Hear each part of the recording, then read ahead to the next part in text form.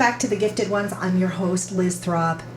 How many times have you felt overwhelmed by challenges that seem to reoccur in your life? Time and time again, it might be a relationship issue, like, the same thing, same patterns reoccur. Or it might be a connection with a family member where you fall out one minute and then you're best buds again. But it seems to be the same pattern, revolving constantly. Well, today's guest is going to actually shed some light on why that's happening in your life. I'm so excited to introduce you guys to her. Welcome, Laurie Sheldrick. She is an empath energy healer. Laura has always had a passion for understanding and promoting natural health practices and has always had a passion for energy medicine. Laura set off in her interest by absorbing and educating herself and others through self-help, books, workshops, and continuing education. Laura began her formal education journey about 25 years ago. She is a certified hypnotherapist. She has trained in Therapeutic Touch, levels 1 and 2, Etheric Healing, Reiki, levels 1 and 2, as well as Advanced Reiki Master with William Lee Rand, and is certified as an emotion code practitioner founded by Dr. Bradley Nelson.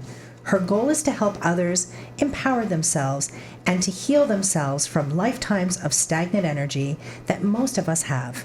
It's my pleasure to introduce you all to Laurie Sheldrick. Thank you so much for coming and welcome. Thank you, Liz. Well, I'm sure everybody's wondering, what is this emotion code? What is that? And how can I heal myself from these lifetime, challenges, these constant reoccurring things that happen in relationships or with family members or loved ones? So what exactly is the emotion code? Okay, the emotion code is a system. It was founded by Dr. Bradley Nelson. Again, it's based on we all have trapped emotions. And these trapped emotions cause disruptions in relationships, blockages from finances coming in, you name it. It stops us from receiving and giving fully. Sure does, yeah. So this system, through muscle testing, we release and let go of a trapped emotion. Okay. And so when you mention muscle testing, what does that look like? For the people watching this video, they're probably going, what is muscle testing? So can you explain that and maybe show us? Okay. So muscle testing is the idea that our bodies don't lie. So if something is congruent with us, we'll get a yes with our bodies. If it's not congruent, we get a no. So profilers use it, people in kinesiology, they use it just to find answers from the body that maybe a person doesn't know consciously. Right. So it taps into the subconscious. So what happens is I have a technique that I've learned with doing this. Yes. Okay. So what happens is if I get an answer of yes, it's very strong. You don't have to do it hard or anything, but it becomes strong and it won't break apart. So but if they're at home and they want to test this, they could say, "Is my name," and then say their name, and pull between their fingers, right? Yes. Okay. And and then test it again and say a different name. Right. A male's name Mickey Mouse. Right. And then it will come apart easily because it's not congruent with the body. Okay. The other way to test it is if you stand up and close your eyes and ask something. If your body sways forward, that's a yes. It means you want to go to it. If your body sways backwards, it means a no. It's a definite no for you. It's so cool because I remember the first time I learned that specific theory there. And it was when I was in the vitamin store. I was getting vitamins for something, and there was, 10 different kinds or all these different brands of vitamin D. And I'm like, how do I choose? And my friend was with me, and she goes, well, do the muscle testing. Your body knows. Your body knows. Yes. So she said, first, put that one on the shelf right in front of you and close your eyes and see which way your body leans. And the first one, my body leaned back, and I was like, whoa, that was weird. And then as we went through, I think it was the third or fourth one, my body leaned into it. And she's like, well, there you go. That's the one for you. Yeah. So it's definitely something you guys want to try at home, because it just helps you to answer questions to everything, right? So absolutely. Very cool. Now, obviously, anybody watching this has dealt with some kind of trauma in their lives, but emotion codes kind of take you back. So how would our viewers know if they are suffering from trapped emotion or dealing with emotions that aren't even theirs, that may have come from our lineage, our family's past? So first and foremost, when I first started treatment, I'll say I have to have permission. And so I'll get permission, and then I'll connect with that person, asking for that permission. And as soon as they say yes, then we can go forward. So what I do then is I have a chart, and I'll muscle test for that person, asking questions. Do they have a trapped emotion? Is it in column A? Is it in column B? Until we define which one it is. Right. Once we've found it, then we can release it. And we do that by sweeping over the governing meridian. And then it releases it. Okay. So what exactly is the governing meridian? What is that? Okay, the governing meridian is an energy system. We have meridians throughout the body, but that is the main one, and it starts from the top of your lip and goes all the way down to the bottom of your spine. Okay. So that one relates to all parts of the body, because the meridians are connected to acupuncture points, and so it's the map actually of the whole body and the energy system. Okay, that's really cool. So is it like is it a tangible, something you can see, or is it something that is not seen with the naked eye? Well, you can't see it with the naked eye, but it's been used in Chinese medicine for years and years and years. Okay. As well as like the acupuncture points are off the meridians. Okay. So it's just throughout the whole body. And then that comes from the chakras. Okay. The chakras go to the meridians, go to the acupuncture points. So it's pretty much an energy system. And so you deal with the main one. The governing meridian. The governing meridian. When we use emotion code, yes. Okay, so that's really interesting. So this is basically energy work. As I mentioned in the intro, you've done Reiki. You perform Reiki for folks, and Therapeutic Touch, and all of these wonderful things that have to do with energy. So can you maybe just explain to the viewers exactly what you see energy as? Like, how do you describe it to somebody? To me, it's it's chi. It's our energy. Chi. It comes from. It's what gives us. It's our life force. Okay. It's what gives us life, and without it, we've passed. We need that energy to survive in this body. Okay, so the way I've always seen energy is very much similar to what you say, but it's basically it's a life force, obviously, as you mentioned, but it's present in everything living. So plants, animals, everything has this universal energy, and we are we will hold on to other people's energy as well as our own, especially those that are empathic, which you are. But we are also very good at omitting, like giving energy. Yes. And so as a healer, you are somebody who not only balances, but you can remove stagnant energy, and you can also refresh. Does that make sense? Absolutely. You can give your own life energy, which is given to you by the source, right? Yes. Is that how it works with Reiki? Yes. So basically, the meaning of energy is, it is everything. It's everywhere. It is not something we can see, smell, touch, hear, but it is vibrating constantly. Yes. And like you said, without it, we don't exist. But I kind of differ on your opinion there, that once we die, we're even a brighter energy, in a different form. In a different form, but right? Yes. Okay, so that's really cool. Now, how would you go about clearing somebody's, emotion codes, like their challenges that you foresee within them? Like once you go through your chart and you figure out what it is that's holding them back. Once we find the trapped emotion, then I sweep my hand over the governing meridian and sweep it out. Okay. It's as simple as that. Okay. All I need to do is have the client realize what trapped emotion that was. Like we have several, on the average about 350 trapped emotions. Right. So it could be, you could have a trapped emotion of fear, and that trapped emotion of fear could have, like, you could have maybe 10, 20. So how do we know which one it is? So once it comes to the conscious mind of specifically which one that is, then it can be released. I don't need to get into the story. We don't need to get into any, past stuff.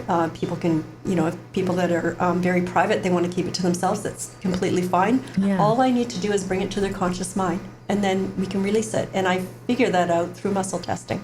Right. So I'll ask, can we clear it now? And if I get a yes, we can clear it. If I don't get a yes, then I'll just say, did it have something to do with family? Did it have something to do with friends? And just vaguely, until something comes to their mind. Okay. And then it's released. And then it's absolutely released. Well, I can tell you, folks, that I've actually had a number of sessions with you, and I remember hearing about it for the first time and going, what is emotion code? I've never heard of that before. And not that I was skeptic. I wasn't skeptical, but I was interested. I was intrigued because I work with energy, so I understand, just exactly how cool it is when you are someone who's able to harness it, which is how I see you, someone that's able to harness energy. But you cleared me, I want to say, of close to 100 things. Does that make sense to you? I can't even remember now how many it was, but it was way too many for my liking. I couldn't believe that I had that many, hang-ups. And when you did do the clearing over a series of sessions, it sort of changed how my outlook on life was. It changed my perception of my original reality before I came to see you. We kind of have a preconceived idea of what life is on a day-to-day basis. Well, Liz, sometimes a trapped emotion can be as simple as a limiting belief. So when that trapped emotion has been released, then light comes in. Right. So naturally after the session, you'll feel lighter. Yeah. But then now that you have that light there, it's like a knowing. It's like, and you can't go back. Turn it off. You can't go back to the way you were. You cannot. The light is there. You have a knowing now. Yeah. So once you know something, you're not going to go back to that. Yeah, and it actually is. It's hard to describe it. It's hard. Like, I was trying to think of how I could describe it for today's interview. All I can say is that it changed my life. I have such a clear understanding of how things are with specific situations and people that were in my life. And I couldn't believe that I didn't see that before. You know what I mean? So it was really interesting how it's just it played proof out. of how trapped emotions block us. Yes. And keep us stuck and keep things happening the same over and over. Exactly. So, you guys, you have to try the muscle testing and, start there with understanding how, things are going on within your muscle memory. Like, you need to understand that you have more power than you realize. I also wanted to touch on something else with emotion code, which I forgot. So also it will help with pain. If you're suffering pain in an area, that's also a sign of a blocked or trapped emotion. Yes. It causes pain, disruption, ruptures in relationships. So in even disease. So Yes. when we start working on the emotion code and releasing the trapped emotions, it releases the pain. That makes perfect sense to me. Stress causes disease of the body, and obviously it's going to harbor there and just fester. I always think when I explain it to people who are under duress or stress, that festering just turns sour in the body, and before you know it, you have problems. So you have to deal with stress. You have to deal with stuff. As you mentioned in your bio, you also do Reiki. So could you explain to the folks at home what exactly Reiki is? I know it's energy, I know, but Okay. explain it. Yeah. Again, it's a universal energy brought down through a practitioner, channeled through an attuned person. And anyone can learn it and become a Reiki practitioner. Yeah. So the energy comes down through, which the practitioner doesn't have control of where that energy is going. They can focus on different areas, but wherever that person that's on their table needs the energy to go is where it's going to go. Right. So it's nice that the practitioner is just a facilitator right. of the energy and clearing. And it's literally clearing as well, but it's a little different than emotion codes, because emotion codes are actually tuning into what exactly it is that you're Right. hanging on to, whereas Reiki is pure energy, releasing negative energy, if I recall correctly. Yes. It does the same things, pushes out blockages and has Right. your natural energy flowing, but again, it's not from it's through the practitioner, not from. Not from. Right. Yeah. I know. You're so like me that way. I'm like, when people go, Liz, thank you so much for that reading. You changed my. I'm like, no, I did not. It was your guides that did it, and it's your energy that's doing it where you're concerned, right? Yes. You're so humble that way. I love that. And then you mentioned, I mentioned in the bio that you are a therapeutic touch practitioner as well. So Yes. please give our viewers an understanding of what that is. I love that therapy. That was one of the ones that I first started out with, was Therapeutic Touch, and it intrigued me because it's being done all over the world and in hospitals by nurses. Right. And Therapeutic Touch is basically any touch that's given with intent of good. Right. So a mother caressing her child is therapeutic touch. Of course it is. A person given a hug is therapeutic touch, in my opinion. I agree. So there are techniques that they use to force, and again, it's with hand movements and intent.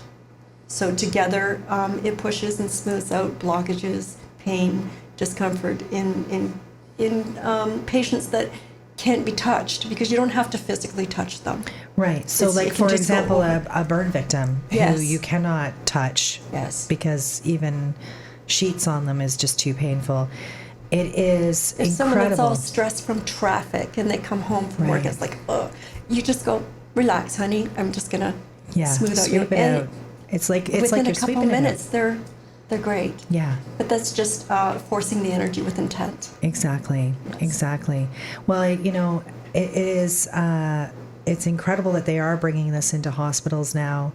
I watched a documentary, and I can't for the life of me think of the name of it, but they were talking about, and it was in Europe somewhere, where they were taking, like, nurses were taking that time before surgery to do Reiki or therapeutic touch, Yes. and give the patient the utmost energy before the surgery, which I thought was amazing. And they're all standing around doing their thing, and I'm just like, oh my goodness, this is so exciting that we're Yes. moving in this direction, because it's needed.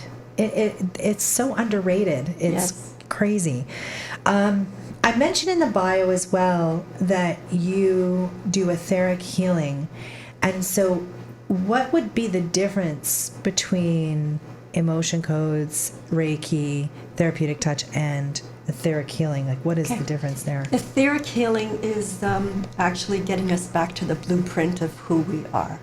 Okay. Like, so in etheric healing, there's all of this, the chakras, the meridians, and everything into one, except that you can't see, or like it's more in the mind's eye. Right. So if I'm working on someone, say, then I might see a block, a physical block in that person.